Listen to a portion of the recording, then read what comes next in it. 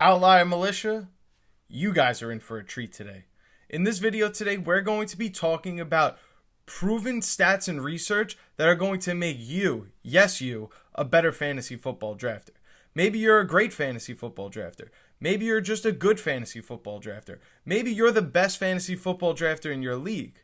But I guarantee you that these statistics and this research is going to make you an even better fantasy football drafter as we get closer towards August and September when you guys are going to be drafting your fantasy football teams. I know this is early for this kind of video, but I figured why not start now, because it's never too early to get a jump on how to make the best fantasy football team for the 2026 NFL season. If you don't want to lose this video, make sure you like this video so you can come back to it later when you actually need it later on during the year. But I won't hold you guys any longer. Here is my secret sauce, the sauce that's going to make you a great fantasy football drafter. You already know what time it is. Come on now. Roll the intro.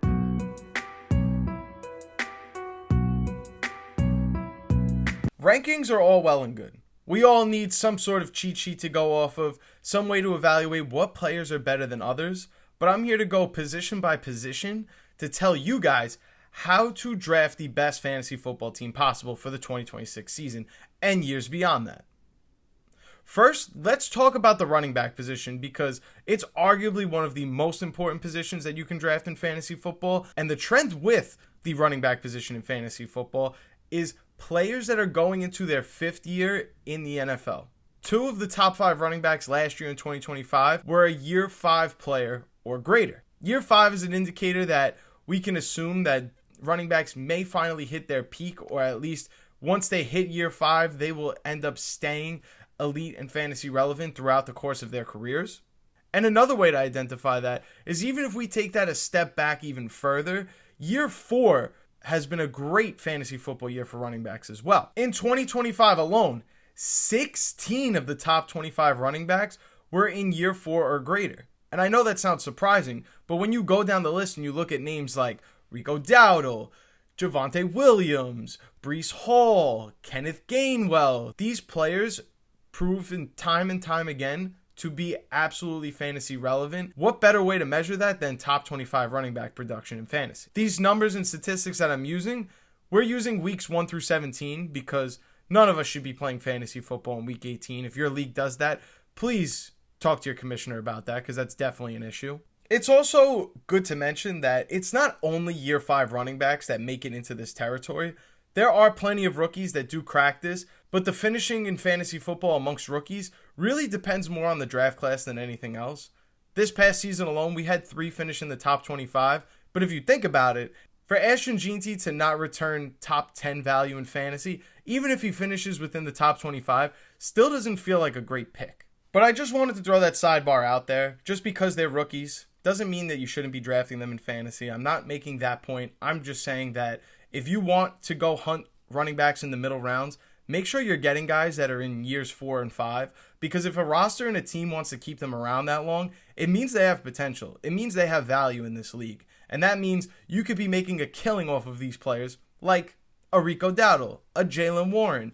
These players have shown us that they are legit players in the NFL and that their role in the offense isn't going to go anywhere.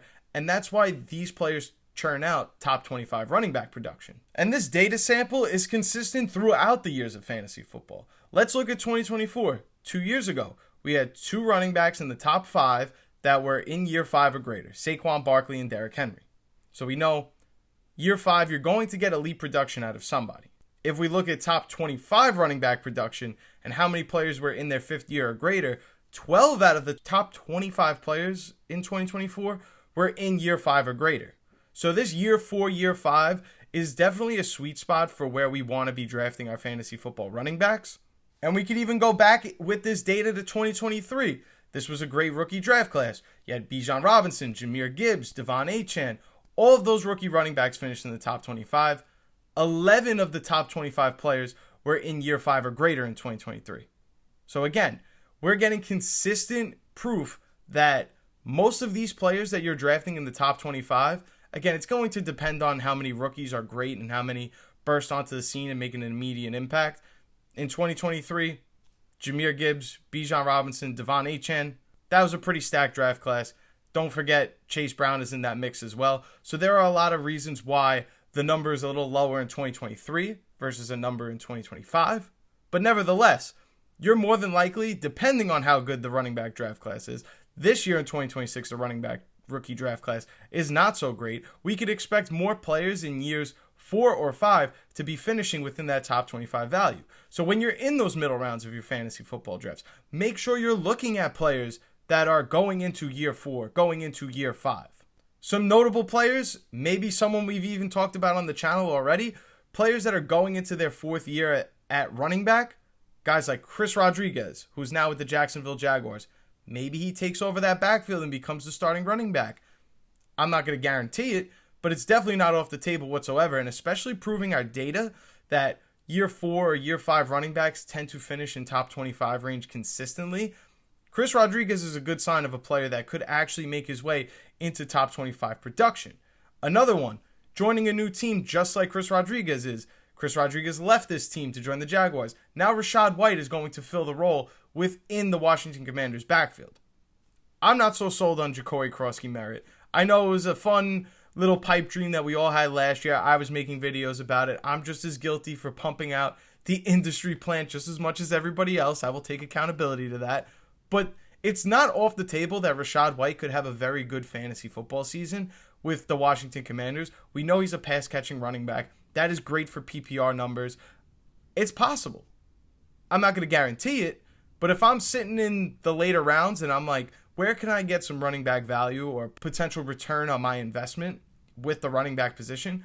I'm going to look at guys like Chris Rodriguez and Rachaad White. They're going into their 4th year. The data tells us that we need to be drafting these players. And another example, depending on when he gets back from his injury, Zach Charbonnet will be entering his 4th season. Now again, injury makes this one a little bit tricky. How early can you draft him? How many games are we going to get him for? It's tough to answer these questions in May. But honestly, if he's going to play 70% of the season, it wouldn't surprise me at all if he was flirting with top 25, top 30 numbers. And I could guarantee you that he's not going to be one of the 30 or 35th running backs taken off of the board. There are going to be plenty of names that other people are going to want to take a chance on. And we know, according to our data, that a lot of running backs in years 4 or 5 finish in this top 25 range. Why not take a chance on Zach Charbonnet, even though he's coming off of an injury? Maybe you find this position more important than the running back position. We're going to talk about the wide receivers and when we see the explosion or the boom in production for them. And it could be anywhere from years 3 to 5. It's obviously a case-by-case situation. But let's look at 2 year 3 players that were wide receiver 1 and 2 overall last year in fantasy football. Puka Nacua and JSN broke through. I don't think it's fair to say that Puka Nacua necessarily broke through. We've all had him on our radar. JSN had a phenomenal season the year before, finishing as the 9th best wide receiver in fantasy. So we knew these players were more than capable of this. But in year 3, they had their absolute peak return on investment if you drafted either one of them. They were the best 2 wide receivers you could have. They were in a tier of their own for 95% of the season, maybe even the entire season. So years 3 to 5 are where we see these players really explode.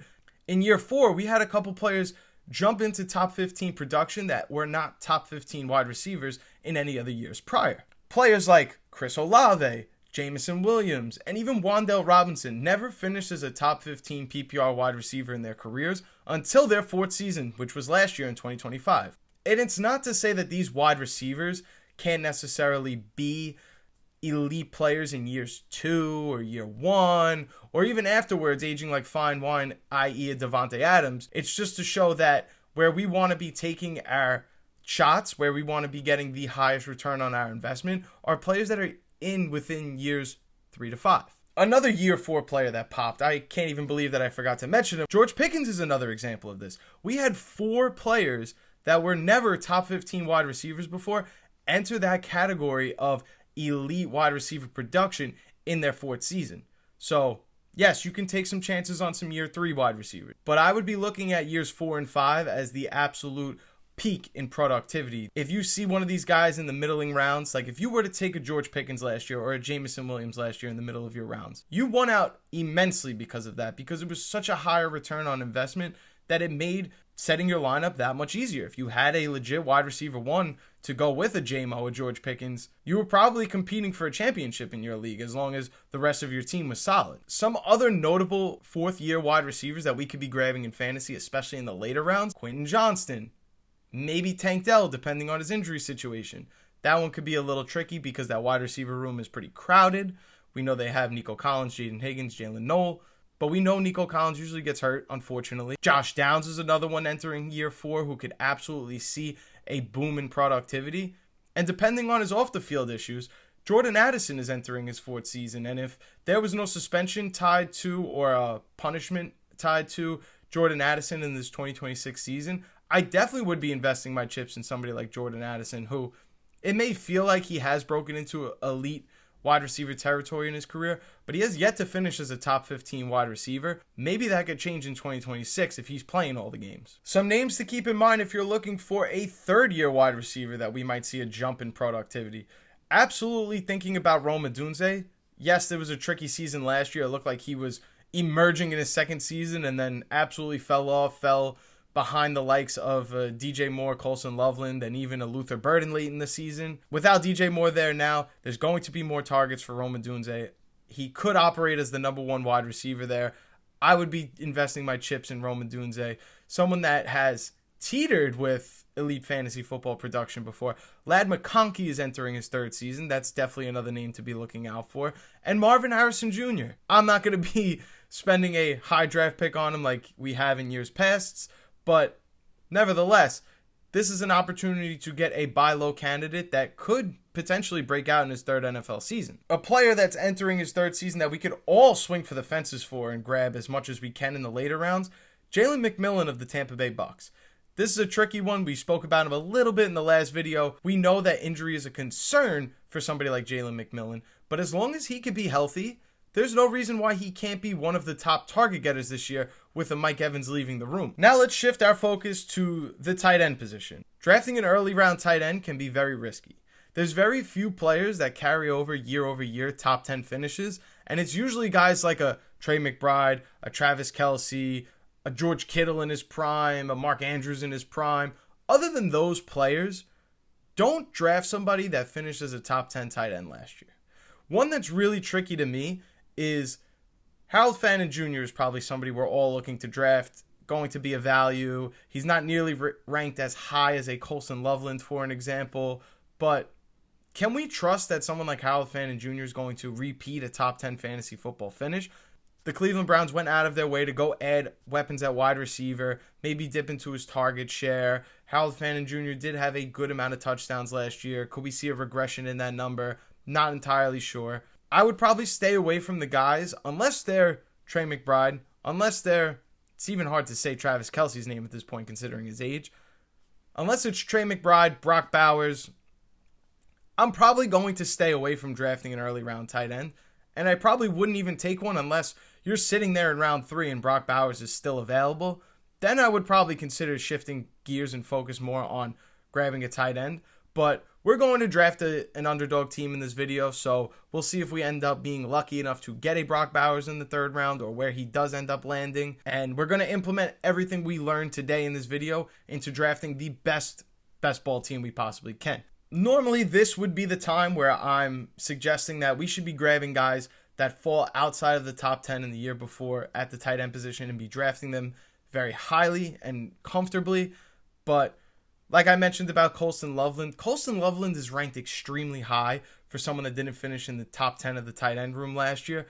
Again, this would be somebody that I would absolutely be targeting, but at the price you're going to pay for him, there's really no room to win out on that. If you're using an early round pick on him, he's got to be phenomenal for that pick to work out for you. And there's a lot more wrong that can go wrong with that than there is good. So I probably would stay away from somebody like Colson Loveland unless your league mates don't value him as high as the ADP does. Where he's going at his current ADP, probably going to stay away from that. But players that I'm looking at, players that finished outside the top 10 tight end range that I could definitely see myself drafting and considering a great value in fantasy football are guys like Tucker Kraft, Dalton Kincaid, Isaiah Likely, and dare I even say Oronde Gadsden. Oronde Gadsden is another tricky rookie player that we've seen that similar to like an Emeka Egbuka, we've seen some great games from him. Then we've seen some really poor games from him. Without another real wide receiver presence in that room, it's going to be Ladd McConkey, Quentin Johnston, and Aronde Gadsden will consistently find himself in that third fiddle role. I like all of those players as tight ends that we could be buying low on because, like I said, there's not a lot of tight ends that carry over their year-to-year production. And when I'm looking at the list, I'm not going out of my way to draft somebody like a Colson Loveland, like a Harold Fannin, even a Dalton Schultz who finished in the top 10 last year. These players never carry over year. And another thing to keep in mind, whether it's quarterback, whether it's tight end, if you're using a 4th, 5th round pick on these players, you're missing out on an opportunity to grab a running back or receiver, a way more important position that could actually be some depth for you throughout the season, because when you take one of those players, you're sacrificing one of those picks. Maybe you don't have as many wide receivers as you should. Maybe one of your running backs go down, and now you're really thin at the running back position, and you're forced to make a trade that's lower value and in need for you. Finally, let's talk the quarterback position. Similar to what we just spoke about with the tight end group, that you shouldn't be taking them early. Do not take a quarterback early. I get it. You want Josh Allen on your fantasy football team because he's hurdling over people in the snow and scores a gazillion fantasy points on any given night. But if there's only one Josh Allen, and all these other early round quarterbacks could absolutely decimate your fantasy football teams throughout the year, why take the chance on something like that? There is always, and I mean literally always, a quarterback waiting in the wings, whether it's on your waiver wire or the end of the draft, that could absolutely bolster up your team and make them that much better than using an early round pick on, let's use Lamar Jackson as an example. Yes, I know he was injured, but even in the games he played last year, he wasn't that great. To use an early round draft pick on somebody like that, that could have been another running back for you. That could have been another wide receiver for you. Hell, that could have been where you took your shot on your elite tight end. But unfortunately, that's not how it went. You took a quarterback that probably shouldn't have went that high to begin with. Maybe we could even use Jalen Hurts as an example. Once you use that kind of capital on a quarterback that's considered elite, you're almost locked into starting them every week. You're not going to waste another roster spot on a Sam Darnold. But Sam Darnold gets the job done. I mean, look at Drake May last year. Somebody that I said we should all be drafting in fantasy football last year. No, I didn't expect him to finish as the second best quarterback in fantasy. But a top 6 finish for where you would have been drafting him.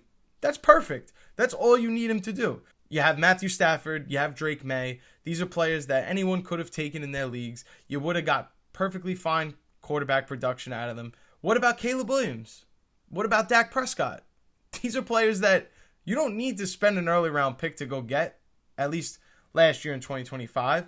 And there are going to be players just like that in 2026 that aren't as high on people's draft boards, that you don't need to be spending all of that draft capital to go get, when we all know that running back and wide receiver are more important positions. Yes, I understand the quarterback scores a lot more, and having a Josh Allen versus somebody else is a big difference in fantasy points. But call me crazy, I would rather have depth at running back. I would rather have depth at wide receiver than to have the coolest quarterback or the quarterback that has aura. You know what I'm saying? As long as you're playing in a 1 quarterback league and this isn't a super flex 2 quarterback league, don't go ahead and take quarterbacks early in your fantasy football drafts. Like, let's look at somebody, for example, that's the 10th quarterback on Underdog. Justin Herbert.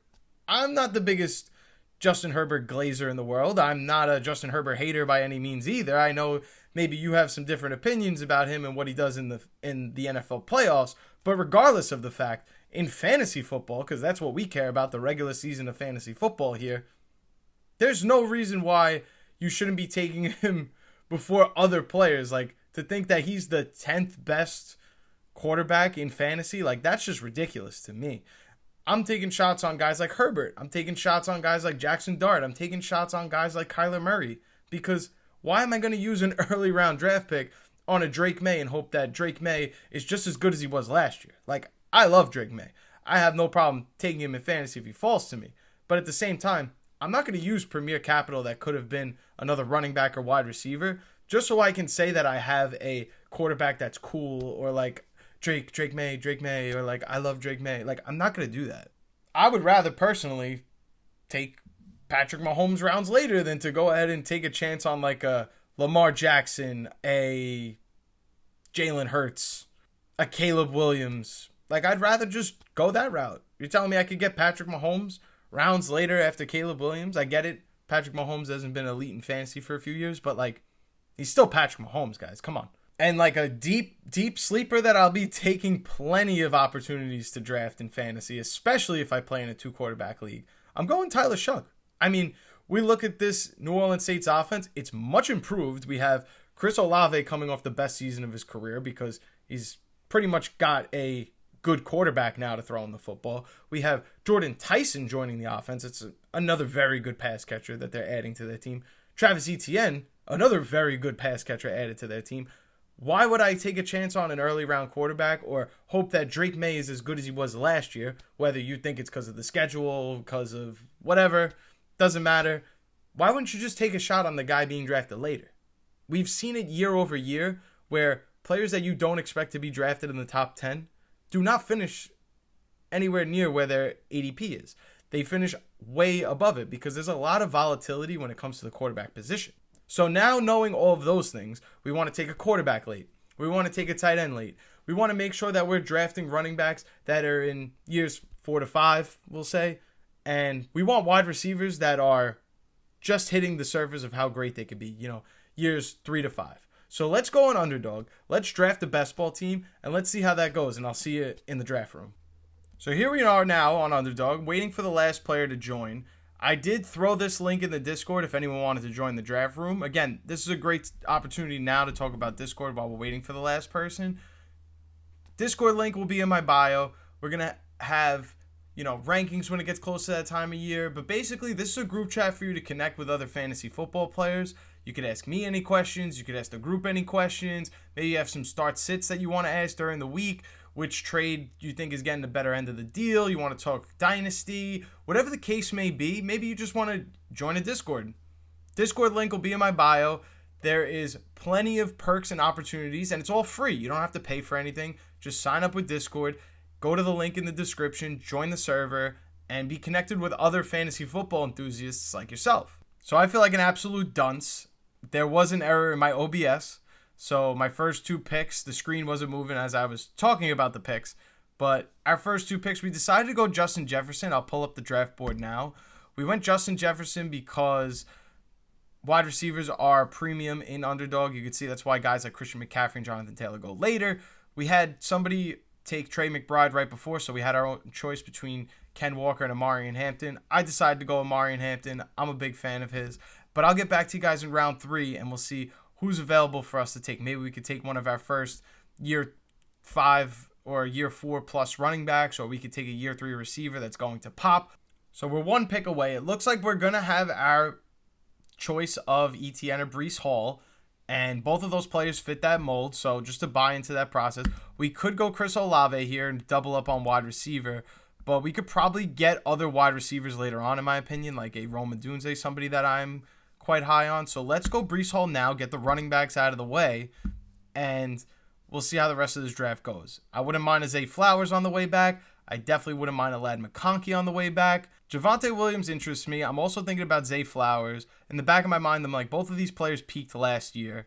Not sure if I want to go that route. I think I'm going to take Ladd McConkey here. We need another wide receiver. And this is somebody entering their 3rd year. So, again, we're still keeping true to what our mold is. I would have considered Mike Evans at this pick, but I'm glad he was taken before me. I don't have to think about it. Ladd McConkey is on our squad. Javonte Williams would have been an excellent pick, but we already have 2 running backs. Wide receiver was a little bit more of a positional need. And we passed up on Zay Flowers, and we'll see throughout the season if that was a good idea to pass up on him for Ladd or not. So we're up next here. This is the area where people are going to start taking quarterbacks off the board. But again, we don't want to be taking quarterbacks off the board right now. Right now, 2 names that stick out to me the most are Brian Thomas and Rome Odunze.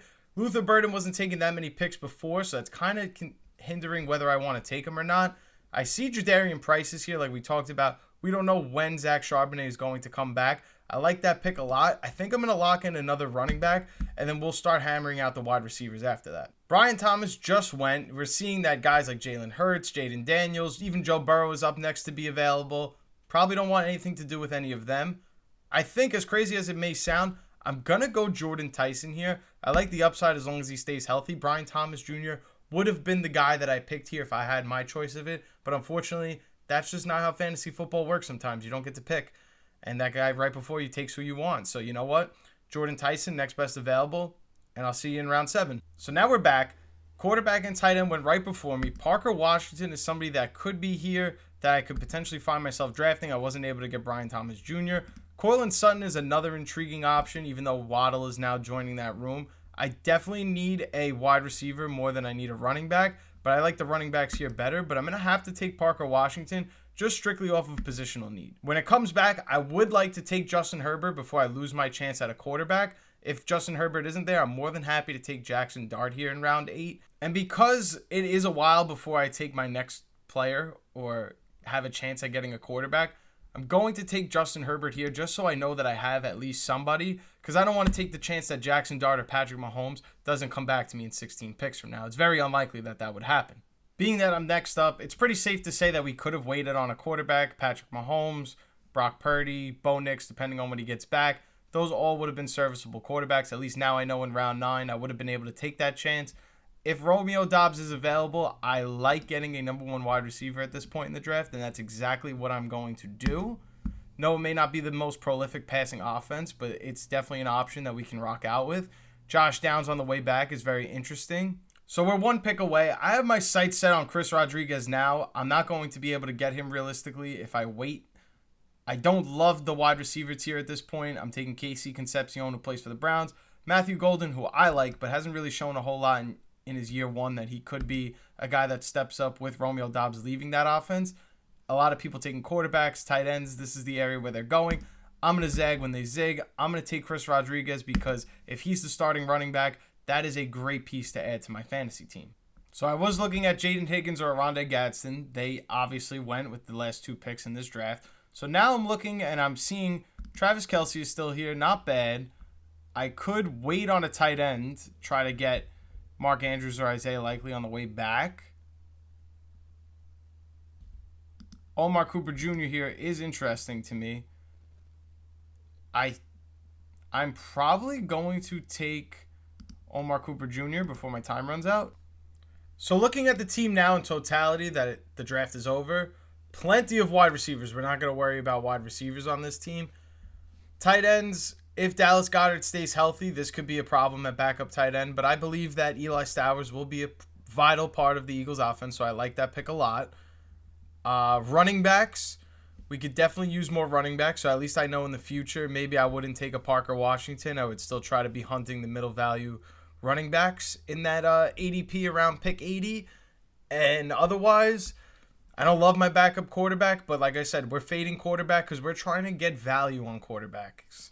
So I like Justin Herbert. Hopefully he's good to go the entire year, and I won't have to worry about that. Otherwise, team is very solid. Like I said, we practiced what we preached. We went tight end late. We got our wide receivers that could be peaking at the right time, like a Ladd McConkey, a Romeo Doubs. We got some rookies in there, Omar Cooper and Antonio Williams. A veteran like Christian Kirk, just in case he finds his way onto the field.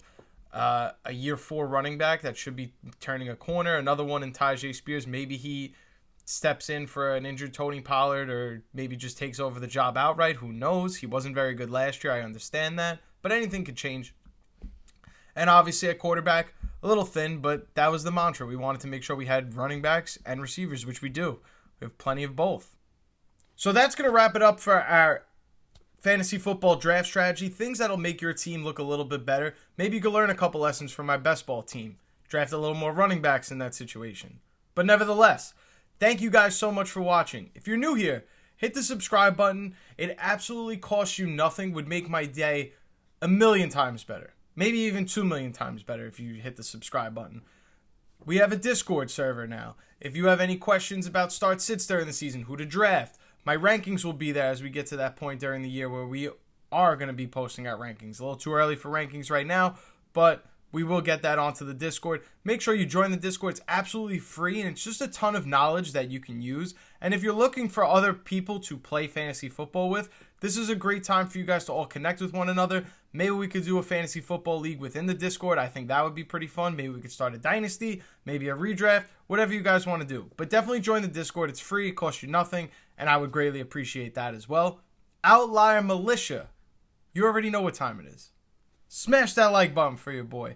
Comment down below what you think of my team. Comment down below what you think of the draft strategy that we're approaching in 2026 and the years beyond. We're using actual data and statistics to prove that we can grab players within a certain peak window of their prime and make sure we have them on our fantasy football teams to absolutely gain the most return on investment on our draft picks.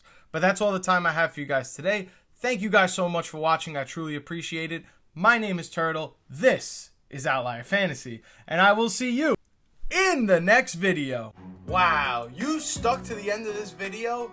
Thank you so much. If you're new here, make sure you check out one of these videos on the screen right now. And don't forget, before you leave, make sure you're subscribed so you don't miss any fantasy football videos on this channel. And that's all I got for you guys.